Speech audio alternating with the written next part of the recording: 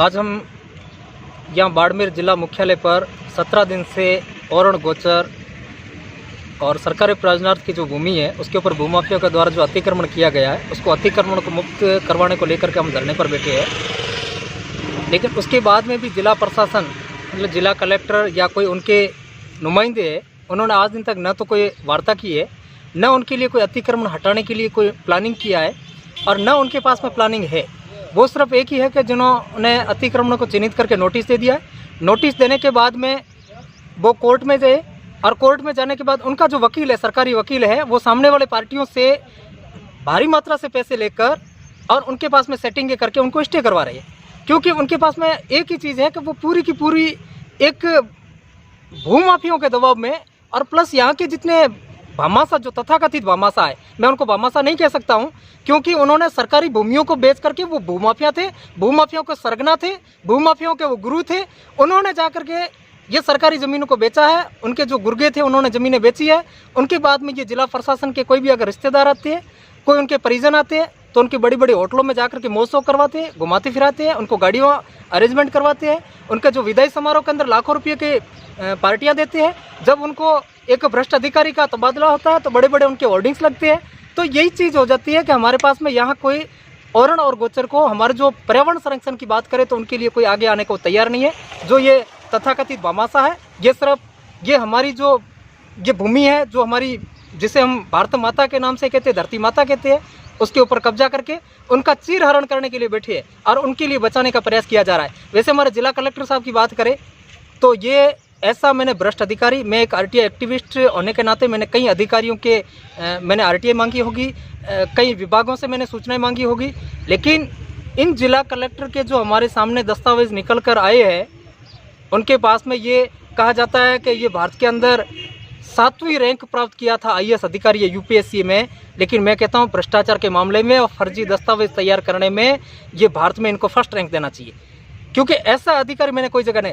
इनकी बात करें तो इन्होंने बाड़मेर के अंदर एक फर्जी अपनी माताजी के नाम से वार्ड संख्या 1 में इनकी मदर का नाम है माया देवी, देवी के नाम से फर्जी जन आधार कार्ड बनाया है।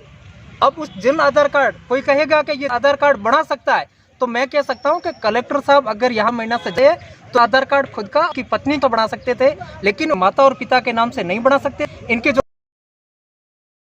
इन्होंने दस्तावेज किया, इन्होंने जो बताया है वो एड्रेस संख्या 1 के अंदर क्या देना। कहीं ऐसा तो नहीं हो सकता है कि कलेक्टर ने क्या एक भूमाफिया किया हो और कहीं कलेक्टर साहब तो नहीं किया हो कि वो जाकर अतिक्रमण की कोशिश किया हो। कलेक्टर हरियाणा की और जिंदल कंपनी भी हरियाणा के वेस्ट कहीं सेटिंग करके यहाँ पर आए और ये कंपनी दिन से ही जाकर के गुजा करने की अवैध कब्जा करने की फर्जी दस्तावेज तैयार किया अपनी माँ के नाम से इन्होंने जन आधार बढ़ाया है। तो खाता नंबर कलेक्टर साहब ने और साहब का जो खाता नंबर है ब्रांच जोन में आईएफएससी कोड दिया हुआ वो ग्रेड बाई की है ब्रांच, इनकी जो सिस्टर वो वहाँ अधिकारी में, इसलिए उनकी सेटिंग इन्होंने फर्जी और अच्छी दस्तावेज में मास्टर माइंड। और दूसरी बात, इन्होंने जो आईपीओ करते हैं प्रति लोक सेवा सर्विस आचरण नियम के अंदर जो आईपीओ करते हैं उन आईपीआर के अंदर भी जनाब तथ्य छुपाए है। इन्होंने ये 2022 की बताया, 1 जनवरी 2022 में तथ्य बताए।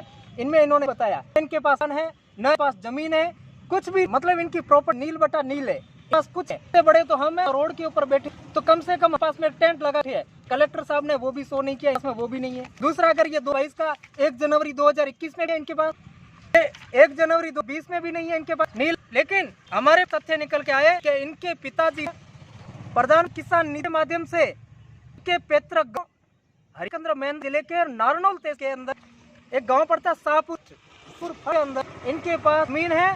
जमीन के अंदर उनका संख्या 4 वो 254 उस संयुक्त खाते का 1/3 हिस्सा है उनका जमा माध्यम से इन्होंने इनके पिताजी होने के नाते इन्होंने केंद्रा बैंक के अंदर 8 मार्च 2019 से इंस्टॉलमेंट लिया था प्रधानमंत्री किसान निधि में।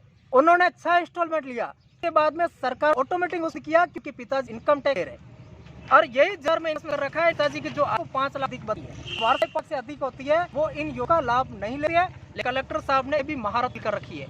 अगर ना भ्रष्ट अधिकारी हो, बड़े दस्तावेज तैयार करने वालों में शामिल हो, तो उन्होंने सरकारी जगह के ऊपर कब्जा करने वाले भूमाफिया रिश्वत लेकर के बढ़ा लेकर के ये बच्चे लगे हुए हमारे पास में सीधा हमारे बंदे है। आज हम देने के लिए यहाँ के जनप्रतिनिधि समाज है जो करके ये और बचा जिला कलेक्टर महोदय दोपहर में 1 बजे और ज्ञापन देने 20 से 20 मिनट इंतजार किया, लेकिन कलेक्टर वहीं आए, क्या देखते रहे थे कैसी में, लेकिन वो दरवाजा थे, उनका जब दरवाजा खोलता हम सामने से थे, वो फ्री थे, उनका पर मौजूद नहीं था। उसके बाद कार बाहर जनवाई करते वक्त खाली पड़ी थी। हमने कुर्सी पर ज्ञापन उनको नाम करते हुए उनको सद्बुद्धि लिए हमने प्रार्थना करते कुर्सी खोद कर जब वहाँ निकल कोशिश किया तो मीडिया ने वहाँ वीडियो बनाने की कोशिश किया। तब वहाँ पर एक कमांड वो आए, वहाँ के जो करी थे वो आए, उनको मना कलेक्टर साहब को बोलो कि वीडियो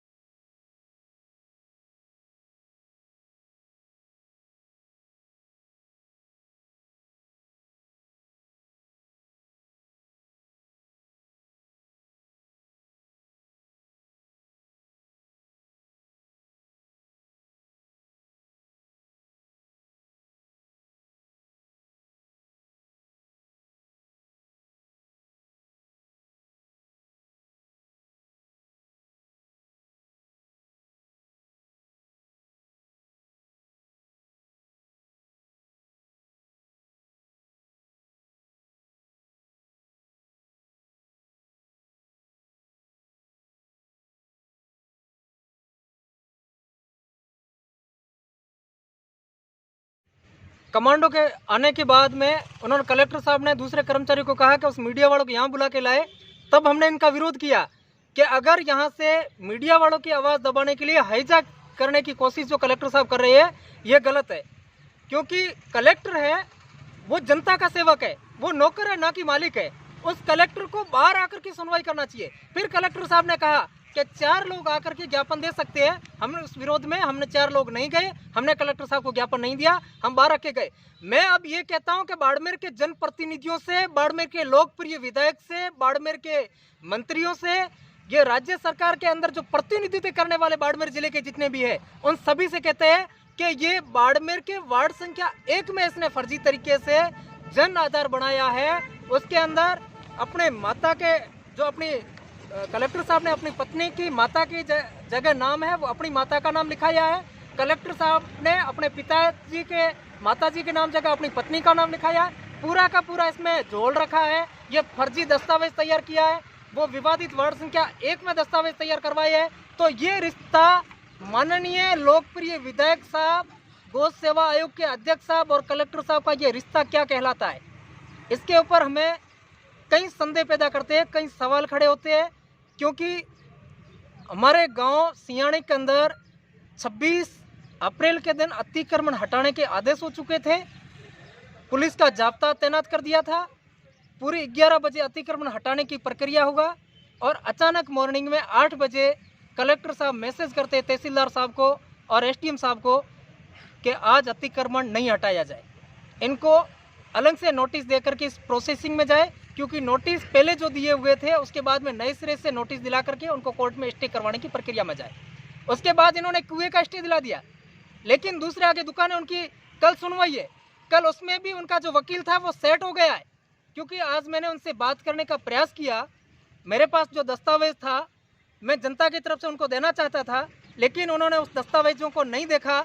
इसमें हमारे पास में सीधी सी बात थी कि एक सेटिंग का पूरा प्रयास हो गया था, वो सामने वाले से बचाने का प्रयास कर रहे हैं। क्योंकि बाड़मेर के जो बड़े भामाशाह स्वर्गीय तन सिंह जी के लड़के जो वहाँ के जो भू माफिया उनके रिश्तेदार हैं, और उन्होंने तन सिंह जी के परिवार से इनके पास में फ़ोन आया कलेक्टर साहब ने, और कलेक्टर साहब ने उसी माध्यम से उनको फ़ोन करके उसको रुकवाया। ये मैं सीधा सीधा आरोप लगाता हूँ, ये मैं बिना तथ्यों का मैं ये आरोप नहीं लगाता हूँ। ये मेरे पास में खुला, अगर ये जांच नहीं हो जाता है तो कलेक्टर साहब की उस 26 तारीख की कॉल डिटेल, 25 और 26 तारीख की कॉल डिटेल निकाल करके उस माध्यम से मैं कह सकता हूँ, मैं दावे के साथ कहता हूँ ये पूरा गलत किया है। कलेक्टर साहब 1 नंबर का भ्रष्ट है, भू माफिया है, ये खुद भू माफिया है, इसने अपनी प्रॉपर्टी छुपा रखा है। मैं इसका अलग से आईपीसी की धाराओं में कूटरचित तैयार करने में, इसने प्रॉपर्टी छुपाने में, झूठे तथ्य गलत पेश करने के जुर्म में मैं बाड़मेर के अंदर एफआईआर दर्ज कराऊंगा। पुलिस नहीं करेगी, मैं कोर्ट के जरिए एफआईआर दर्ज कराऊंगा। लेकिन ऐसे भ्रष्ट और बदमाश प्रवृत्ति के जो भी लोक सेवक है उनको किसी भी हालत में बख्शा नहीं जाएगा। धन्यवाद।